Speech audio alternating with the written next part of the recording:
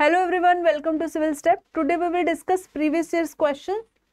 30 जनवरी 2023 evening shift में जो CDP के क्वेश्चंस आए थे, लेट्स डिस्कस दैट. पहला question, development is a dash process that begins that dash. तो पॉजिटिव जो आपको टर्म्स लग रही हैं we will tick that, right. Development is a continuous life long, बिल्कुल ठीक है. That begins from the time of conception, जब मदर कंसीव करती है तभी स्टार्ट हो जाती है, बिल्कुल ठीक बात है. ठीक है. Continuous development at birth, birth से भी पहले शुरू हो जाती है. प्रोसेस ड्यूरिंग चाइल्डहुड, चाइल्डहुड से डेवलपमेंट शुरू होती है, नहीं. Development is the process during childhood, गलत है. तो लॉन्ग प्रोसेस है, लाइफ लॉन्ग, और कंसेप्शन से स्टार्ट हो जाती है. व्हेन द मदर कंसीव तभी बच्चे की डेवलपमेंट शुरू हो जाती है. तो first is the right option. Second है assertion, a child has to have some neuromotor maturation before she learns catch a ball. ठीक है. सबसे पहले बच्चे के अंदर रहता है न्यूरोमोटर मैच्योरेशन आती है, न्यूरॉन्स के बीच में, उसके ब्रेन में भी डेवलपमेंट होती है. ठीक है. Before she catch a ball, because learning is dependent upon the development, बिल्कुल ठीक है. ठीक है. जब डेवलपमेंट होगी, ब्रेन के पार्ट्स डेवलप होंगे, तभी तो वो बच्चा ग्रास्प कर पाएगा, राइट. तो इसीलिए first is the right option. दोनों सही है और सेकंड जो है वो रीजन है ए का. Socialization is a dash process, complex process है, बिल्कुल सिंपल नहीं है. Socialization is a complex process, ठीक है. And in which the connection among various agencies of socialization are, connection among various agencies of socialization are important, not so important. Of course important है, clear है. तो second is the right option. Next है, children in dash stage can solve concrete problems in logical fashion but have difficulty thinking hypothetically. Children in dash stage, कौन से stage में solve करते हैं problems, concrete problems in a logical fashion but have difficulty thinking hypothetically. बताइए answer क्या आएगा. Answer है, ठीक है, कंक्रीट में concrete operational. 3 is the right option. According to Jean पियाजे, children learn meaningfully through the process of conditioning of stimulus and response when offered reward and punishment. देखो gene पियाजे की बात कर रहे हैं तो कंडीशनिंग तो नहीं आएगा, स्टिमुलस रिस्पॉन्स इसमें से नहीं आएगा, रिवॉर्ड पनिशमेंट भी नहीं आता जीन पियाजे में. When adult take control and provide explanation, जब एडल्ट कंट्रोल लेता है ना, control is also something negative. तो through self initiative activity and discovery, this is the positive option. So ये भी गलत है. 4 is the right option. Clear. According to Jean पियाजे की यहाँ हम बात कर रहे हैं. Okay. Which of the following statement in not is not correct, is not correct about Piaget's proposal about sequence of stages. कौन सी सही नहीं है अगर हम स्टेजेस की बात करें. All aspects of cognitive change in the integrated fashion following a similar course. सारे इंटीग्रेट मतलब सारे जो स्टेज एज अ होल हम देखते हैं following a similar course. Stages can be skipped, कोई एक स्टेज हम स्किप कर सकते हैं. 4 है ना, sensory motor, pre operational, concrete operational और फॉर्मल ऑपरेशनल. कहते चारों में से कोई भी एक स्किप कर सकते हैं, ये तो गलत बात है ना. Stages occur in fixed order, बिल्कुल ठीक है. स्टेजेस यूनिवर्सल है और they are assumed to characterise children everywhere. ठीक है, वो यूनिवर्सल है एंड यह हर जगह के बच्चों के लिए गुण धर्म को दर्शाती है. सब बच्चे इसी पैटर्न से डेवलप होते हैं. ठीक है. तो सेकंड जो है उन्होंने पूछा नॉट करेक्ट, तो सेकंड जो है is the right option, right. Okay. According to Kohlberg, pre conventional level of moral development is characterized by. Kohlberg के अकॉर्डिंग जो प्री कन्वेंशनल लेवल है उसकी बात करेंगे. Focus on how cultural factor and gender influences moral development. Cultural factor और gender influence की बात होती है, ऐसा नहीं है. गुड और bad is determined by consequence of obeying और disobeying the rules. Pre conventional जिसमें बच्चा रिवॉर्ड पनिशमेंट की बात करता है. Individual strives to maintain expectation of the others rather than focus on one's own actions. ये तो सेकंड वाली स्टेज हो गई. कौन सी? सेकंड लेवल हो गया, कन्वेंशनल का पार्ट है ये. ठीक है. सेल्फ चूजन एथिकल प्रिंसिपल, ये तो पोस्ट कन्वेंशनल का पार्ट है। तो बेसिकली ये हमारा राइट ऑप्शन आ जाएगा। Focus on how cultural gender, ये नहीं है। जब प्री कन्वेंशनल में मतलब बच्चा भी बहुत छोटा है जो कि क्या करता है, कॉन्सिक्वेंसेज ओबे करता है या रूल्स को या ओबे करता है या नहीं करता है, राइट। गुड और बैड देखता है। गुड और bad is determined by the consequences of obeying और not obeying, right. Okay. Lev Vygotsky suggested that children cognitive development is dash by interaction with the people who are more capable. Lev Vygotsky जो है suggest करते हैं children cognitive development is dash by, क्या है Lev Vygotsky के according, facilitated, ठीक है, not impacted, negative impact, decreased, ये तीनों नेगेटिव टर्म्स है। तो फैसिलिटेट होती है कॉग्निटिव डेवलपमेंट जब बच्चा लोगों के इंटरेक्शन में आता है, ठीक है। अकॉर्डिंग टू लेव विगोत्स्की लर्निंग क्या है, measurable change in behaviour, cannot be separated from its social context, depend on the social positive and negative reinforcement, includes attentional process and store of memory. क्या आएगा, measurable change in behaviour, cannot be separated from social context, depend on positive negative reinforcement, और memory तो बात ही नहीं की इसने ये वाली। तो ये है इसका सेकंड ऑप्शन कि cannot be separated from its social context, से हम बच्चों को अलग नहीं कर सकते अकॉर्डिंग टू लेव विगोत्स्की, राइट। नेक्स्ट आता है हमारे पास the ability in intrapersonal intelligence include. Intrapersonal मतलब खुद की इमोशंस फीलिंग्स को जब हम जानते हैं, right. Capacity to think in images and pictures, to visualise accurately and abstractly, awareness of one's feeling and knowing one's own capabilities, sensitivity to rhythm, pitch, meter, tone, melody, ability to distinguish between the specific pitch, tones and rhythm that other may miss। तो intrapersonal की यहाँ बात हो रही है, images picture नहीं आएगा, अपनी फीलिंग की बात होगी, one's feeling, right. Sensitivity to rhythm गलत, एबिलिटी टू डिस्टिंग्विश गलत, second is the right option. Next है an architect designing a city and an architect and artist working on an intricate drawing would require high spatial intelligence, linguistic intelligence, musical intelligence, intrapersonal intelligence। क्या आएगा, architect design कर रहा है एक city, ठीक है, तो स्पेशियल बिल्कुल सही है, दिशाओं का ज्ञान जैसे होता है वही कर पाता है, बाकी तीन क्या है, रॉन्ग है, first is the right option. In a progressive classroom the curriculum is rigid and highly structured without giving any autonomy to the child, ठीक है, करिकुलम एक रिजिड है, हाईली स्ट्रक्चर्ड है, without giving any autonomy to the child, is organized into fragmented subjects with no correlation amongst them, is organized according to capabilities and interest of the children, is presented in disconnected chunks of information।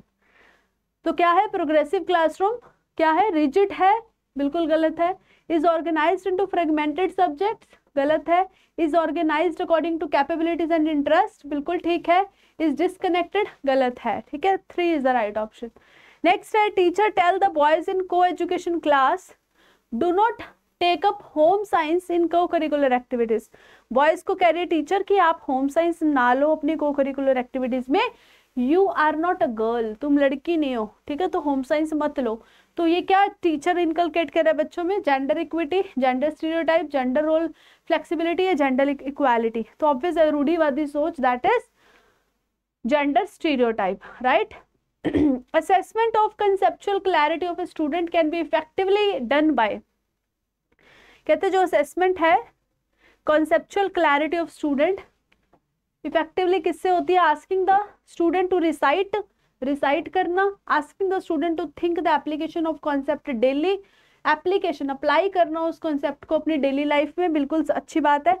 asking student to copy करना, asking student to memorize करना, तो positive हमारे पास second option है। Clear. To encourage critical thinking, अच्छे teacher should critical thinking, बच्चों में scientific thinking develop करनी है तो टीचर को क्या करना चाहिए, एक्सेप्ट मल्टीपल पर्सपेक्टिव, डिस्करेज करना चाहिए, इनटॉलरेंट होना चाहिए, कन्वर्जेंट थिंकिंग एम्फेसिस करनी चाहिए, बिल्कुल भी नहीं। कन्वर्जेंट मतलब ओनली वन सोल्यूशन, डाइवर्जेंट मतलब डाइवर्स आइडियाज, तो this is narrow perspective. Multiple perspective accept करने चाहिए, ठीक है, for critical thinking, for enhancing or encouraging scientific thinking or critical thinking. Clear? Next is inclusion as a philosophy and practice is situated in the context of diversity, which includes inclusion as a philosophy and practice is situated in the context of diversity, which include, inclusion में क्या होता है, linguistic diversity, gender diversity, socio-cultural diversity, ability and disability. बताओ, inclusion में सारी चीजें आ जाती है, सिर्फ ये तीनों नहीं, सारी हर तरह की एबिलिटी या डिसेबिलिटी किसी भी तरह की है, सब आ जाता है इंक्लूजन में. ठीक है, क्या है inclusion as a philosophy and practice. तो कोई भी तरह का एबिलिटी है, कोई भी डिसेबिलिटी है, इंक्लूजन में पर्टिकुलर लिंग्विस्टिक की हम बात नहीं करते, पर्टिकुलर जेंडर डाइवर्सिटी की बात नहीं करते, पर्टिकुलर सोशियो कल्चरल की नहीं, किसी भी तरह की एबिलिटी डिसेबिलिटी वाला कोई बच्चा है उसको हम लेते हैं, that is inclusion. Which of the following is not an effective pedagogical strategy to cater to students from disadvantaged background. कौन सी effective teaching strategy नहीं है किनके लिए, जो disadvantaged background से बच्चे आते हैं. ठीक है, बेसिकली कौन सी वंचित पृष्ठभूमि के छात्रों को पूरा करने के लिए प्रभावी शैक्षणिक रणनीति नहीं है, कौन सी टीचिंग स्ट्रैटेजी नहीं है डिसएडवांटेज बैकग्राउंड से जो बच्चे आते हैं उनके लिए. Link learning activities with the social and cultural of the students, dismiss expression in local language, make it compulsory for them to take tuitions at home. ये तो गलत है ना, ये नहीं होना चाहिए. ठीक है, focus on reproduction of school knowledge as it repeated practice, बिल्कुल सही है. ठीक है, जो प्रैक्टिस करना ये अच्छी बात है. ठीक है, और dismiss expression in local language, वैसे यहाँ पर आना चाहिए एक्सप्रेशन इन अदर लैंग्वेजेस, या इस तरह से आना चाहिए. लिंक, ये तो बिल्कुल ही गलत है, सबसे स्ट्रॉन्गेस्ट वाला आपको देखना है बस, सबसे स्ट्रॉन्गेस्ट ऑप्शन कौन सा है. ठीक है, link learning activities with social and cultural, ये बिल्कुल पॉजिटिव है. सबसे ज्यादा जो नेगेटिव साउंड हो रहा है दैट इज कि आप स्कूल के अलावा उनको ट्यूशंस के लिए रिकमेंड कर रहे हो, फिर आपका क्या फायदा एज अ टीचर. तो मोटा मोटा समझ में आ रहा है 3 इज द wrong option है ना, according to this. Okay, students struggling with dash often face difficulty in mathematical concepts and computation. जो मैथ्स में जिनको प्रॉब्लम होती है बताइए, उसको क्या बोलेंगे, dyslexia, dyscalculia, dysgraphia, autism. Answer is mathematical के लिए डिसकैल्कुलिया. इसके लिए है रीडिंग में प्रॉब्लम. ठीक है, इसमें राइटिंग में प्रॉब्लम आती है बच्चे को, और इसमें लैक ऑफ कम्युनिकेशन. ठीक है, या हम कहेंगे सोशल इंटरेक्शन में प्रॉब्लम आती है. ठीक है, रेपिटेटिव एक्शन, तो ये बच्चे में दिक्कत आती है. ये इसके सिम्टम्स हैं, राइट, किसके, ऑटिज्म के. क्लियर, इसमें मैथमेटिक्स में प्रॉब्लम आती है, नाम से क्लियर है, कैलकुलिया. क्लियर. नेक्स्ट आता है and assistive technology to aid vision. ठीक है, किसी को आंखों की प्रॉब्लम है, टू एड विजन, उसके लिए क्या इंपॉर्टेंट है, voice activated computer, large print worksheets कोई काम नहीं करेंगे, calculator, magnifying glass. Voice activated, अगर उनको दिखाई ढंग से नहीं दे रहा, सुनाई तो ढंग से दे, उसके लिए असिस्टेड टेक्नोलॉजी है विजन के लिए, that is voice activated computer. Next है typical identifying characteristics of creative children include. ठीक है, क्रिएटिव चिल्ड्रन की कैरेक्टरिस्टिक्स बतानी है. Flexibility, fluency and originality of ideas, high intellectual, social and emotional maturity, preference for the simple task and low risk task, taking convergent and rigid thinking. Right option क्या आ जाएगा हमारे पास, flexibility, fluency, ये इसकी characteristics हैं, किसकी, creativity की, है ना, याद रखना है इस चीज को. बाकी हाई इंटेलेक्चुअल ये सारी बिल्कुल भी नहीं है, ये तो बिल्कुल भी नहीं है. ठीक है, क्रिएटिविटी के लिए क्या चाहिए, डाइवर्जेंट थिंकिंग चाहिए, कन्वर्जेंट नहीं चाहिए, रिजिड थिंकिंग नहीं चाहिए. When the person is creative there should be diversion of ideas, right.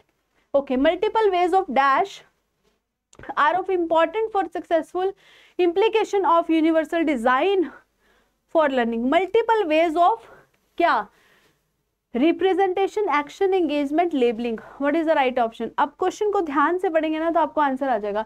Engagement और लेबलिंग तो नहीं होगा।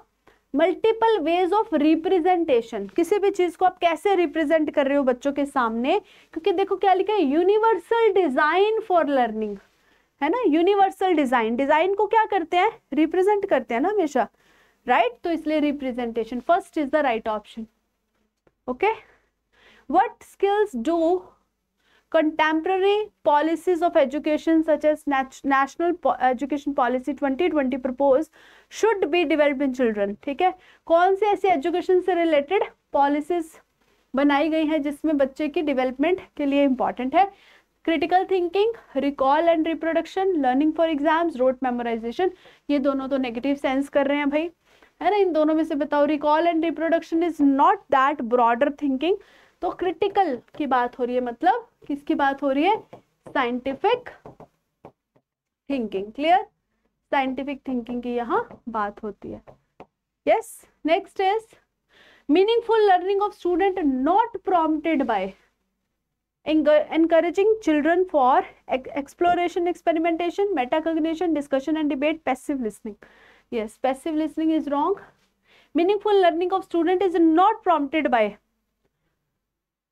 ठीक है, नॉट पूछा है ना तो यही आएगा 4, बिकॉज एक्सप्लोरेशन एक्सपेरिमेंटेशन होना चाहिए, बिल्कुल ठीक है।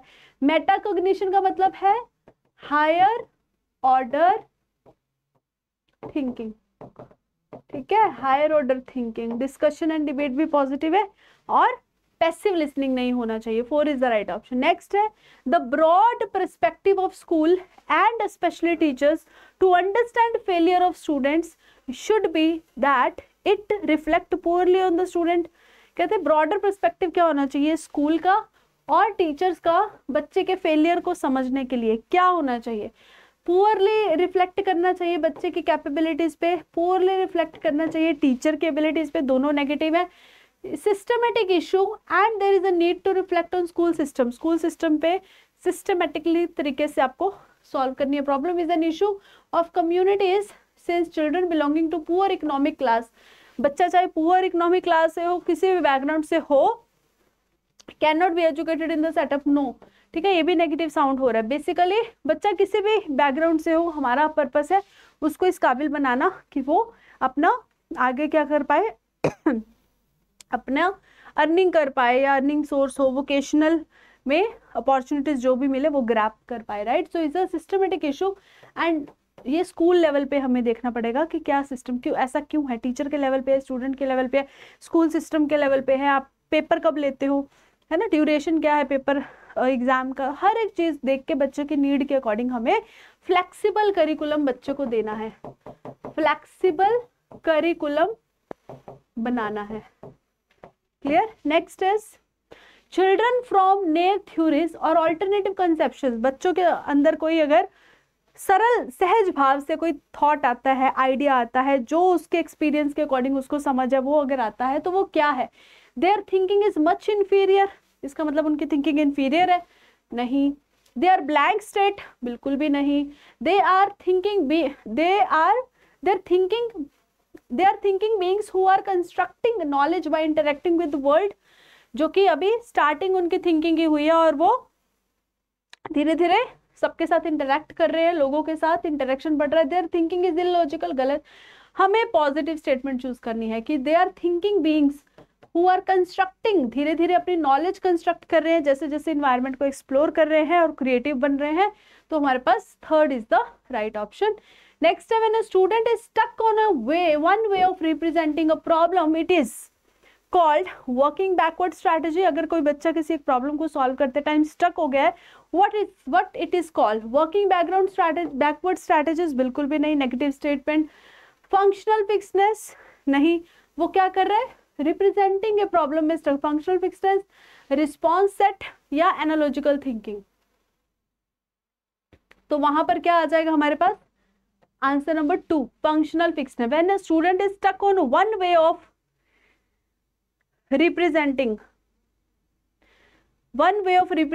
a problem, it is called, ये भी नहीं आएगा, रिस्पॉन्स सेट आएगा कि एक ही तरह का रिस्पॉन्स बार बार दे रहा है, रिप्रेजेंट एक ही तरह बार बार कर रहा है, ठीक है, तो 3 is the right option. Clear, response set एक ही तरह का रिस्पॉन्स दे रहा है। While teaching problem solving teacher should discourage the children to think about their own thinking and focusing on how to learn. देखो डिस्करेज आ गया, टीचर शुड डिस्करेज, जहां भी आ जाए तो गलत बात है भाई, नेगेटिव बात, गलत बात। रीजन क्या है, development of metacognition abilities hinder problem solving, ये भी गलत है। ठीक है, hinder the problem, metacognition is a higher level thinking, वो बैरियर कैसे बन सकता है, वो तो नहीं बन सकता थिंकिंग में। 4 is the right option, both A and R false, right. Next आता है, teacher should tell middle school students exactly in detail what they have to do including what, how and when to learn. जो teacher है should tell middle school student को क्या बोले, exactly in detail. ठीक है, middle school student को exactly बोले in detail में teacher, what they have to do including, उसको क्या करना चाहिए, इंक्लूडिंग, अच्छा उनको एग्जैक्टली बोलना चाहिए, वो तो छोटे बच्चे को बोलते हैं ना, मिडिल स्कूल में बच्चे अब खुद करना स्टार्ट हो गए हैं, तो teacher should tell middle school exactly in detail, है ना, what they have to do including what, how, when to learn, because middle school children do not have the capability of self regulating, गलत बात है। ठीक है, दोनों ही गलत है, 4 is the right option, both A and R false. देखो अगर मिडिल स्कूल की जगह होता ना, कौन सा स्कूल, प्राइमरी के बच्चे होते, फिर वहां पर ये फर्स्ट वाला ठीक था, ठीक है, पर सेकंड वाला फिर भी गलत था, राइट, कि बच्चों में कैपेबिलिटी नहीं है, तो गलत बात है। बट मिडिल की जगह प्राइमरी होता तो हम फर्स्ट वाला ठीक करते, but it is a middle जहां पर बच्चा टीचर एग्जैक्टली नहीं बोलता है ना, बच्चा खुद कंस्ट्रक्ट करना स्टार्ट करता है अपनी नॉलेज को, right. 4 yes, thinking of ability as dash and failure as dash motivate the student to work harder by putting in more efforts. कहते हैं एबिलिटी हमारी कैसी होनी चाहिए, फिक्स होनी चाहिए, बिल्कुल गलत, फिक्स होनी चाहिए, बिल्कुल गलत। इंक्रीमेंटल मतलब हमारी थिंकिंग एबिलिटी बढ़ती रहनी चाहिए, इंक्रीमेंटल दोनों में है। नेक्स्ट है फेलियर एज डैश, फेलियर क्या होना चाहिए, ह्यूमिलेटिंग, अगर कोई फेलियर फेस करता है, no. Opportunity to learn, positive answer, that is 4 option is right. ठीक है, जो कि अपॉर्चुनिटी जितनी मिलेगी उतना मोटिवेट होगा student to work harder by putting in more efforts, right. Yes, which of the following factor influence learning, कौन सा फैक्टर है जो लर्निंग को इन्फ्लुएंस करता है, socio cultural context of student, age of the student, pedagogical strategies to teach a concept, teachers believe about the students ability, सारे positive है। Okay, student socio cultural context है ना, ये भी जहां पर बच्चा सोशली इंटरैक्ट करता है।